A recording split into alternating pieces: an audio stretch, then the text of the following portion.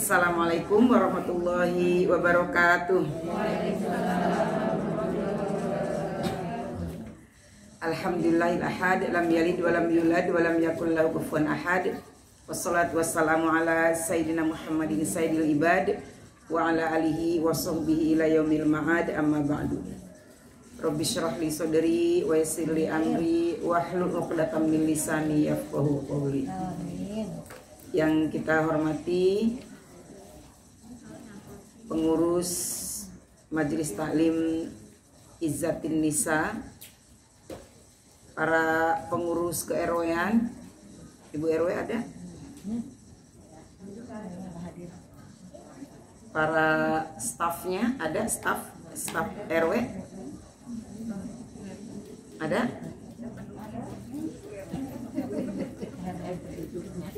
Ibu-ibunya. Oh. Para jamaah sekalian yang dirahmati oleh Allah Subhanahu wa taala. Alhamdulillah. Ibu kedengaran nggak suaranya, Bu? Kayaknya di kuping saya nggak terlalu jelas. Alhamdulillah, puji dan syukur kita panjatkan kehadirat Allah Subhanahu wa taala. Pada malam Jumat yang berbahagia ini, kita dipertemukan oleh Allah dalam keadaan sehat walafiat. Mudah-mudahan kesehatan yang Allah anugerahkan kepada kita semua akan menjadi sababiyah untuk ditambahkannya rizki dan karunia. Karena kesehatan itu kita pakai untuk bersyukur, ya Bu ya. Salat dan salam untuk baginda kita tercinta Rasulullah Muhammad SAW, pada seluruh keluarga, sahabat dan pengikutnya sampai akhir zaman. Coba soundnya tolong ke depan. Baiklah ibu-ibu sekalian, ini minggu kedua Riyadhus Shalihin ya Bu ya. Kita ambil nukilan hadisnya. Bismillahirrahmanirrahim. Sekarang kita membahas tentang rahmat Allah mengalahkan murkanya. A'udzubillahi minasyaitonirrajim. Bismillahirrahmanirrahim. Wa an Abi Hurairah radhiyallahu anhu qala Rasulullah sallallahu alaihi wasallam, lamma khalaqallahu al-khalqa kataba fi kitabin fa huwa indahu fawqal arsy, inna rahmati tughlibu ghadabi wa fi riwayatin ghalabat ghadabi wa fi riwayatin sabaqat ghadabi.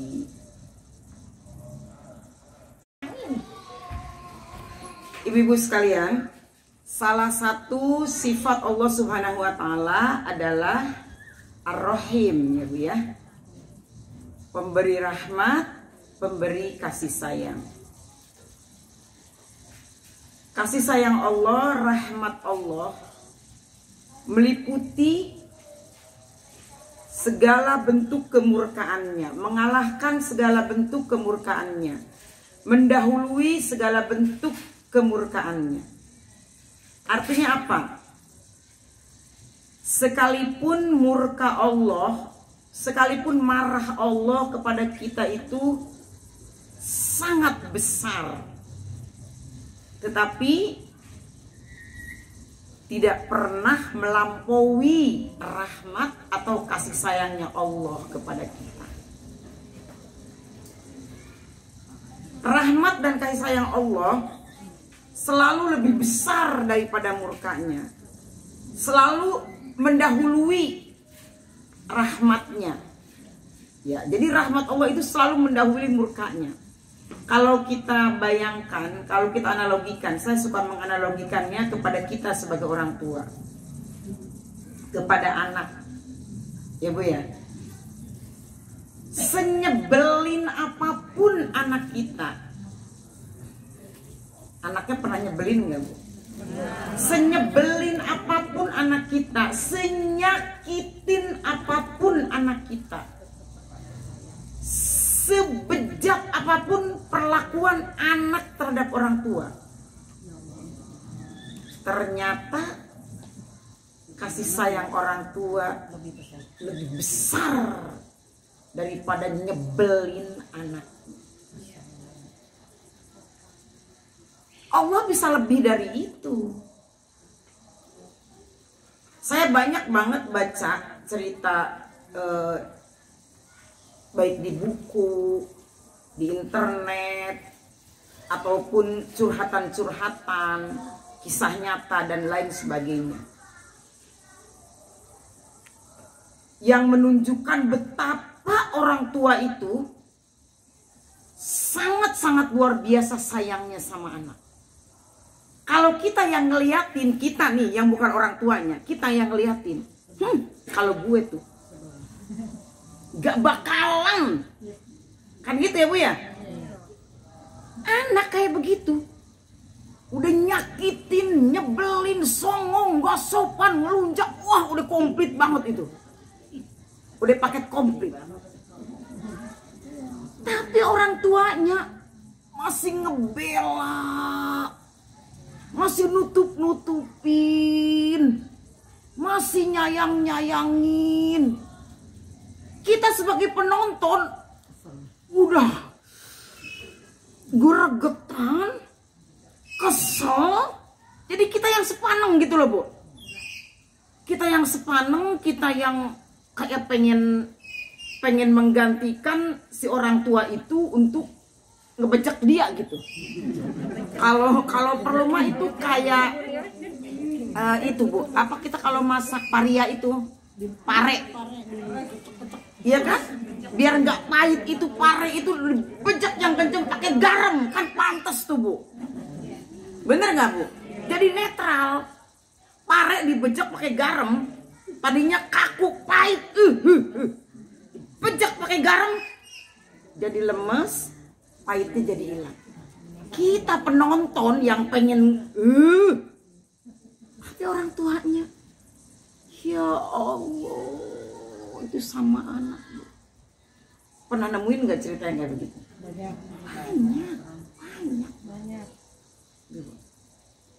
Kita nggak usah jauh-jauh cari contoh ya Bu ya. Di dunia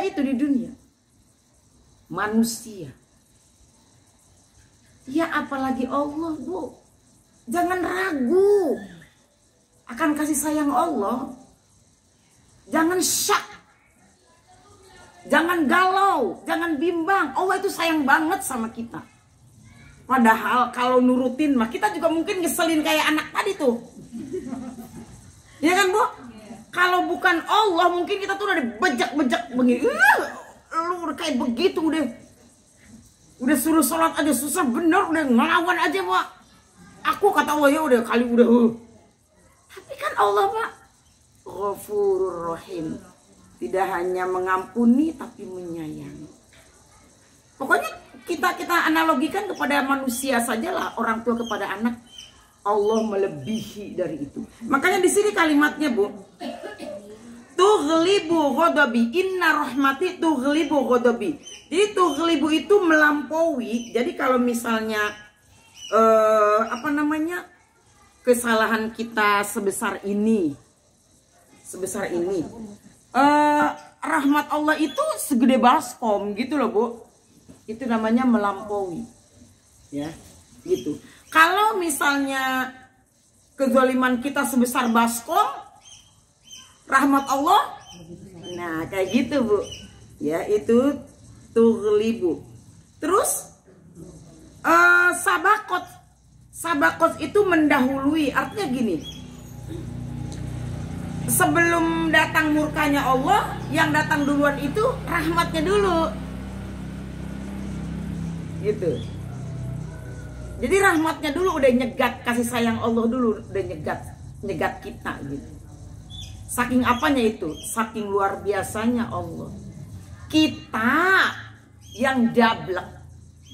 Kita yang orang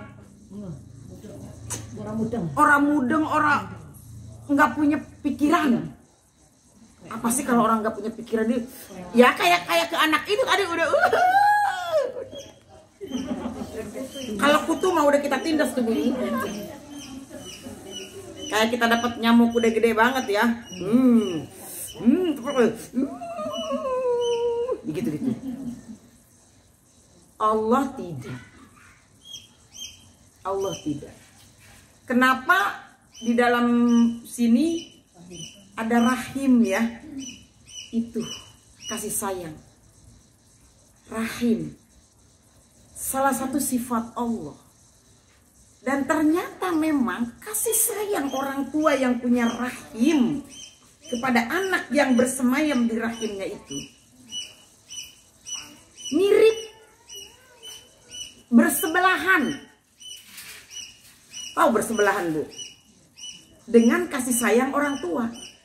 Makanya murka Allah ada pada murka orang tua. Makanya ridho Allah ada pada ridho orang tua. Karena Allah dan orang tua itu tidak bisa dipisahkan. Tidak bisa dipisahkan, Bu. Orang tua dan Allah.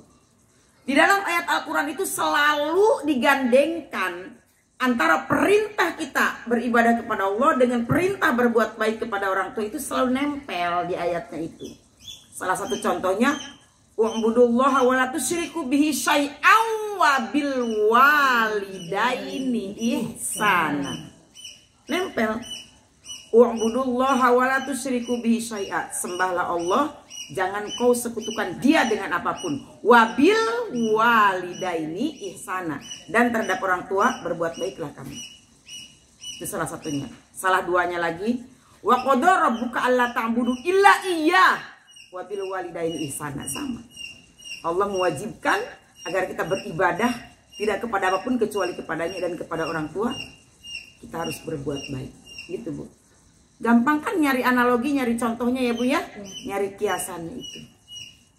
Makanya kita nih sekarang nggak usah ngerasa paling disiksa sama Allah, nggak usah ngerasa paling disisihkan sama Allah. Kayaknya Allah tuh nggak sayang sama aku. Kayaknya Allah tuh nggak cinta sama aku. Kayaknya Allah tuh nggak ngasih rahmat sama aku. Dari dulu aku hidupnya begini-begini aja, malah tambah sengsara. Introspeksi dulu, lihat. Itu tuntutan kita kepada Allah seperti itu. Nah lihat, kita sudah berlaku baik belum sama Allah? Nah kita jahat aja sama Allah masih dikasih sayang kan? Masih dikasih rahmat sampai sekarang. Masih diberikan perlindungan, masih diberikan rezeki. Nah gimana kalau kita benar-benar bikin Allah seneng? Kayak kita ke orang tua kita ya, Bu ya. Nggak disuruh nyuci, mana yang mau dicuci? Yang ngegantung di paku semua diambilin, dicuciin, padahal mau dipakai. Giran mau dipakai, berangkat nyariin bajunya. Waduh, itu kan dress code hari ini. Digantung di paku tuh mau dipakai. Kenapa dicuci? Saking rajinnya anak ini. Ya, Bu ya? Bu, saking rajinnya. Atau nggak ada lagi jadinya bajunya, dress code-nya. Dikirain baju kotor. Padahal mau dipakai biar nggak lecek kayak gitu. Jadi dahului terus perintah Allah. Cari senang Allah. Saya pernah menyampaikan ini nggak, Bu? Cegat azan. Gerakan cegat azan. Ibu pernah melakukan cegat azan nggak? Kita melakukan cegat adzan itu kalau lagi umroh aja sama haji ya, Bu ya. Artinya apa cegat adzan? Bukan itu Pak siapa? Nah, Pak Dadang mau adzan dicegat, bukan. Nah, jadi sebelum adzan tiba nungguin. Kita udah siap, itu namanya cegat adzan. Nah, kalau mau pergi jam berapa? Teng ya. Sama siapa no? Bunda Ella no? Wih, sebelum zuhur udah mandi, udah pakai baju rapi, udah neng-teng mau kena, udah pokoknya udah rapi lah. Udah azan lama banget ya. Begitu pada dang apa selawatannya? Ya Arhamar Rahimin. Nah, udah siap tuh. Itu udah cegat azan tuh. Kita udah nangkring tuh di sajadah, itu cegat adzan. Ya, gitu. Adzan mulai, kita mulai sholat. Atau ntar dulu, dengerin dulu. Ya, ya abis kan mau buru-buru kan gitu ya. Mau pergi katanya gitu. Kalau Giran mau pergi baru cegat adzan. Giran kamu pergi telat adzan. Telat adzan apa gimana itu namanya? Ya. Oh iya, kalau cegat makan adzannya belum nyampe. Kalau ini adzannya udah ke sono, udah dadah baru ya. Gitu, Bu. Ya, Bu, rahmati wasi'at kullasyai. Rahmatku meliputi segala sesuatu. Ibu-ibu masih ingat enggak? Saya kalau tanya masih ingat enggak? Jangan pakai enggak, Bu. Iya. Masih ingat? Waktu saya cerita tentang seorang laki-laki yang beribadah di satu pulau. Nah, berarti nggak usah diceritain lagi ya. Nah, itu adalah salah satu contoh rahmat Allah. Ya, jadi Allah memasukkan hambanya ke dalam surganya itu karena rahmatnya. Walaupun kita bertanggung jawab untuk mengabdi kepada Allah dengan sebaik mungkin, karena memang itu kewajiban kita ya Bu ya. Tanggung jawab kita karena Allah sudah memberikan haknya kepada kita. Memberikan kehidupan, memberikan rezeki, memberikan kenikmatan, memberikan karunia dan lain sebagainya. Kewajiban kita ya berterima kasih kepada Allah dengan melaksanakan perintahnya, menjauhi larangannya, kan gitu. Tapi itu bukan satu-satunya penyebab kita dimasukkannya ke dalam surga. Ya. Seorang laki-laki pindah ke satu pulau karena ingin beribadah dengan tenang. Nggak mau ada gangguan gosip, nggak mau ada gangguan gibah. Jauh dari bisikan-bisikan manusia-manusia yang mengajak kepada kemungkaran. Aku mau sendiri aja di pulau A. Dia pergi ke pulau A. Sama kayak kita juga ada yang pindah ke pulau A karena nggak mau terlibat kemungkaran, nggak mau terlibat gibah, nggak mau terlibat fitnah, menyendiri. Pulaunya pulau apa? Pulau kapuk di rumah. Nggak mau bergaul. Kenapa? Karena kalau bergaul itu khawatir kecepretan ikut gibah. Khawatir kecepretan ikut fitnah. Khawatir kecepretan ikut gosip. Padahal di dalam kamarnya juga bisa aja gosip, bisa aja gibah ya Bu ya. Jangan mengambil sikap seperti itu.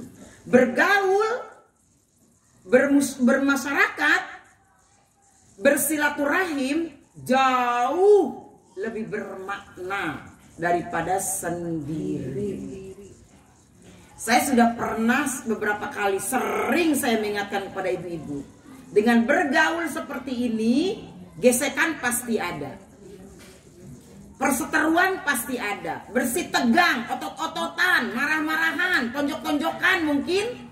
Adu omong, manyun-manyunan, debat. Pasti ada nggak?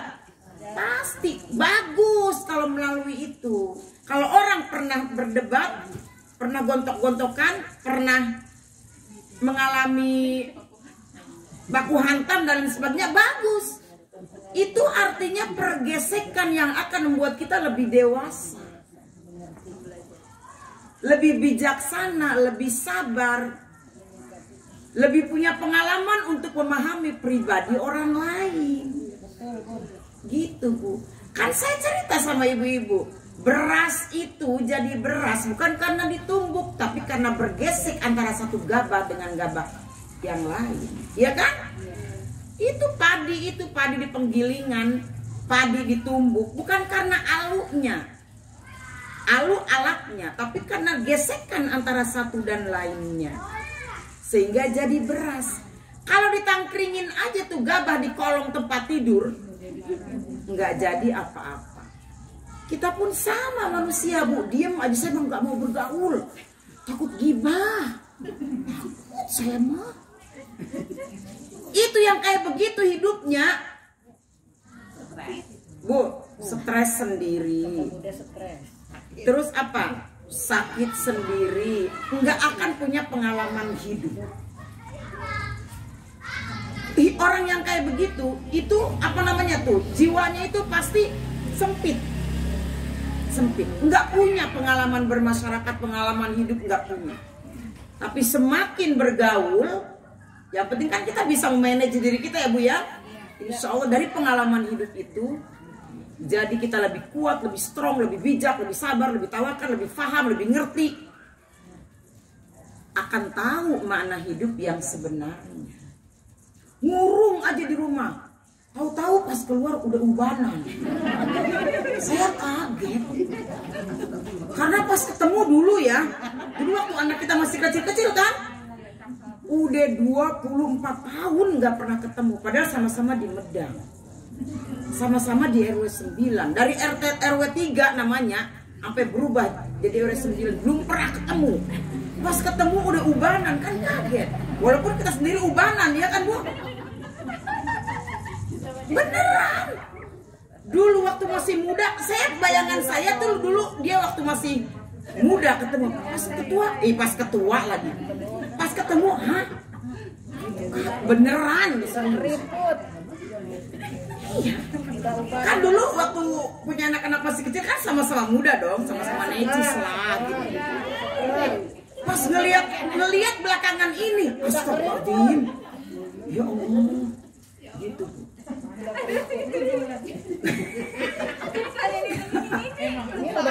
Ya, gitu Bu, kaget beneran, gitu Bu. Yang salah siapa Bu? Yang salah siapa ya? Tahu, saya kali yang salah ya, nggak pernah nengokin. Ya Allah Bu, ya Bu. Ya, jadi jangan takut bergaul, jangan takut bertemu orang, jangan takut. Rasa takut itu harus dilampaui, bukan dihindari. Tahu nggak dilampaui Bu? Dilewati. Gitu. Kalau ibu takut hujan-hujanan, hujan-hujanan. Bener nggak Bu? Kalau takut hujan-hujan, hujan-hujanan. Kayak gitu. Ya. Kan kita suka takut gini. Aduh, saya padahal pengen makan sambal, tapi takut makan. Ya Bu ya. Maksudnya makannya jangan berlebihan, makan. Takut itu dilampaui, untuk dilampaui bukan untuk dihindari. Kalau kita menghindar, nggak ada perjuangan Bu. Kita nggak akan jadi strong kalau menghindar terus. Menghindar. Akhirnya lama-lama kita melipir. Nah, ikut ngaji. Ya Bu, kebanyakan menghindar kan melipir ya Bu ya. Tahu-tahu melipir ada jurang nyemplung kita. Kayak gitu ya Bu. Seneng banget dia. Ya Bu. Bu. Iya. Tahu? Iya, kalau nggak ada ayamnya nggak mungkin. Iya. Jadi dia mah ikan jeler mau. Iya. Ajak-ajak. Nggak mau diem. Nggak mau diem. Jangan salah sebut tuh jeler. Jeler? Iya. Udah, mau salah sebutnya gimana sih jeler? Ya Bu. Lanjut, Teh. Ibu. Ya. Bismillah. Kita ibadah kita belum seperti laki-laki yang tadi tinggal di pulau itu ya Bu ya. Belum. Ya apa yang bisa kita banggakan? Tapi hablum minannasnya kita. Ya Bu ya. Yakin aja lah rahmat Allah tuh akan kita terima. Makanya harus sandaran dirinya kepada Allah itu harus besar. Karena kita menyadar kita tuh nggak punya apa-apa. Kita harus seperti kepasaran kita kepada Allah itu harus seperti iya Abu Nawas. Dan kepasaran kita kepada gini misalnya ada orang yang mau memperlakukan kita gimana terus kita nggak punya daya. Udah saya mau pasrah aja lah.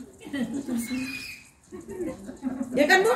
Kalau dia pasrah begitu kan kita udah pokoknya saya mah udah terserah mau bagaimana terserah. Emang saya ngerasa begini ya udah. Nah kayak gitu ya Bu. Kita sama Allah terus kayak begitu. Akhirnya ketika kita pasrahnya kepada Allah itu benar-benar,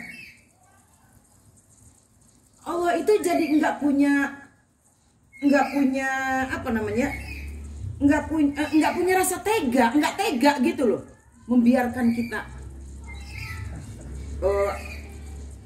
kita sengsara, membiarkan kita terlunta-lunta, membiarkan kita menderita gitu. Seperti yang pernah saya ingatkan kepada ibu-ibu, kalau bangun tahajud, ketok Allah, kita punya hajat apa? Ketok Allah. Allah masih belum ngabulin juga, ketok. Belum ngabulin juga, ketok. Sampai ibaratnya kita ngesot di hadapan Allah. Ya Allah. Ngesot, tau ngesot, Bu? Ketok pintu Allah sampai ngesot-ngesot kita. Nggak mungkin lah Allah membiarkan. Lah kan kita mah mintanya, ya Allah, kayaknya sepintas. Ya Allah, kata itu mah kayaknya nggak perlu. Ya Allah, ya kayaknya biasa aja, itu biasa. Bikin Allah itu sampai nggak tega sama kita. Gimana sih kalau ada orang yang mohon sama kita? Bun, aku tuh, Bun, sampai gimana? Masa kita, Bun, nggak mungkin kan? Nggak mungkin lah. Sekeras-kerasnya kita, kalau dia ngesot di depan kita, ibaratnya, nggak mungkin lah. Itu kita manusia. Sama. Allah malah lebih dari itu. Mungkin Allah kita nggak perlu ngesot-ngesot, yang penting kita terus cari rahmat Allah, raih rahmat Allah. Dan atas ibadah yang pernah kita lakukan, jangan sombong, kita yang terbaik. Walaupun mungkin bacaan Quran kita lebih banyak daripada orang-orang, tahajud kita lebih banyak daripada orang-orang, akhlak kita lebih bagus daripada orang-orang, pakaian kita lebih rapi daripada orang-orang, sopan santun kita lebih hebat daripada orang-orang, sedekah kita lebih hebat daripada orang-orang. Walaupun mungkin seperti itu, tapi hati-hati, tetap jaga agar Allah selalu memberikan rahmatnya kepada kita. Ya Bu ya, Bu. Nah, di sini dikatakan di dalam hadis Rasulullah Shallallahu Alaihi Wasallam, qala Rasulullah Shallallahu Alaihi Wasallam, qoribu wasaddidu wa'lamu annahu la yanjuwa ahadum minkum bi amalihi. Qalu wala anta ya Rasulullah? Qala wala ana illa ayyataghammadani Allahu bi rahmatin minhu wa fadlin. Rawahu Muslim. Rasulullah SAW bersabda, beramallah sekuatmu dan tetaplah beramal, jangan pernah berhenti. Ketahuilah bahwa tidak seorang pun dapat selamat hanya semata-mata karena amal perbuatannya, ya kan? Tadi yang kita bahas, ketahuilah bahwa tidak seorang pun dapat selamat hanya semata-mata karena amal perbuatannya. Sahabat bertanya, tidak juga engkau ya Rasulullah? Beliau menjawab, tidak juga aku, kata Rasulullah, kecuali jika Allah melimpahkan rahmat dan karunia-Nya. Jadi terus aja kita beramal semampu kita, Bu. Tapi jangan merasa bahwa amal kita lah yang akan menyebabkan kita masuk surga. Tidak. Rahmat Allah. Maka berlakulah sebaik mungkin agar Allah tetap menyayangi kita. Iya Bu, Ibu. Nah, di hadis yang berikutnya, bahwa Allah merespon hamba yang mengingatnya. Apa Bu? Merespon hamba yang mengingatnya. Saya ingin analogikan lagi dengan kita manusia dalam bergaul. Bu, misalnya kita nge-WA. nge-WA, chat di WA. Assalamualaikum Bun, ke saya misalnya. Waalaikumsalam Bu Syarif. Kata saya, kata Bu Syarif, ih Bunda inget sama aku. Seneng gak Bu? Nah, kayak gitu. Makanya saya kadang-kadang, bukan kadang-kadang, sering-sering yang nge-WA saya nggak inget, nggak ada namanya. Itu omongan udah banyak, saya belum tahu ini siapa. Tapi saya berpura-pura Tahu. supaya menjaga. Makanya mengingat nama orang itu penting. Di ilmu marketing itu penting. Karena seseorang kalau disebut namanya itu akan bangga. Ketika seorang direktur masuk ke kantor. Selamat pagi Pak Joyo. Ih, Pak Direktur. Selamat pagi Pak Joyo. Selamat pagi Pak. Padahal di sininya nggak ada name tag-nya. Pak Direktur inget sama aku. Padahal di sini karyawan ratusan. Pak Direktur inget sama aku. Bangga kan? Bangga.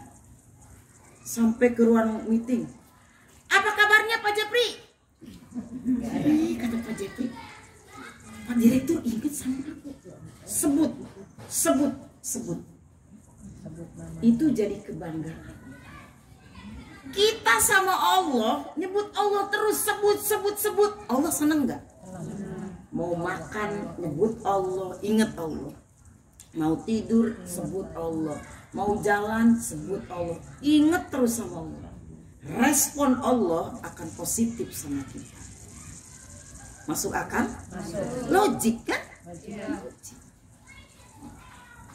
Ini kita mau keseringannya udah cipika udah peluk. Siapa ya? Kata ini.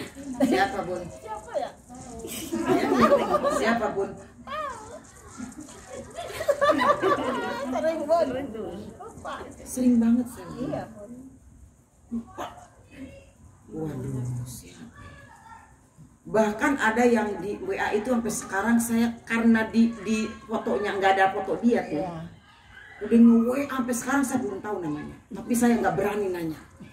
Nanti cari cari timing yang tepat aja. Gitu. Dan kita kalau nge-WA ke orang, kalau ini banget kasih nama di bawah Bu. Jangan kepedean juga, kita akan dikenal oleh orang lain. Saya misalnya mau nge-WA mentang-mentang ya, gitu kayaknya terkenal juga di RT 5 doang kali. Ya ngirim WA pede banget, kasih nama di bawah. Ya Bu ya.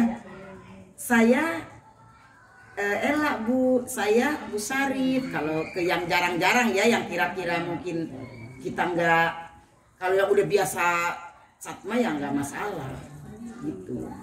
Ya Bu ya. Bu, Allah akan merespon bagi siapa saja yang selalu mengingatnya. Gitu Bu.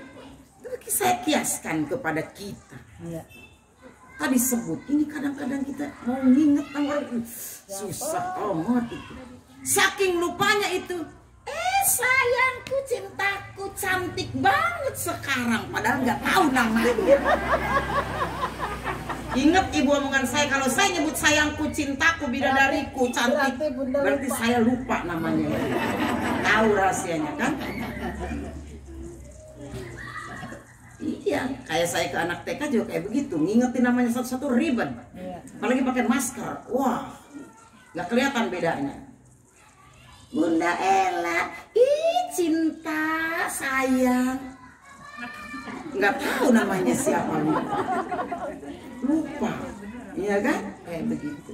Ya anak-anak kan seneng kan ya, disebut sayang, cinta, sama mama juga begitu. Tambah cantik aja sekarang. Udah lupa namanya siapa. Kayak gitu. Ya Bu. Iya, makanya apalin namanya ya. Tuh teman-teman yang ini udah pernah tahu belum nih? Coba disebut namanya satu-satu. Pasti nggak ada yang nggak tahu juga ya kan? Iya tuh.